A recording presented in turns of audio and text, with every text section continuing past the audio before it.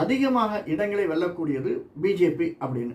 Sir எப்படி sir அதிக இடங்களை பிஜேபி வரும் அப்படின்னா, முதல்ல நம்ம எடுத்துக்கணும், அவங்க 6 மாதத்துக்கு முன்னாடியே ஆரம்பிச்சிட்டாங்க கேம்பெயினை.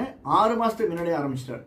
அதற்கு முன்னாடியே ஜூன் மாதம் ரிசல்ட் வரணும்னு ஏப்ரல் மாதம் ஆரம்பிக்கிறதுக்கு முன்னாடி, ஜனவரி மாதத்துக்கு முன்னாடியே, அதற்கும் 2 மாதத்துக்கு முன்னாடியே 370 எடுத்தது, ராமர் கோவிலை கட்டினது, இது 2 ப்ளஸ் பாயிண்ட் ஆகிடுது.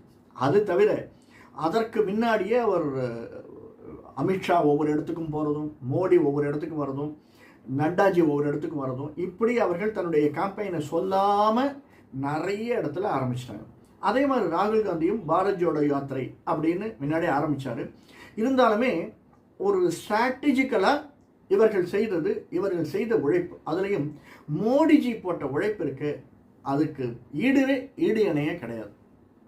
அந்த காலத்தில் சொல்லுவாங்க,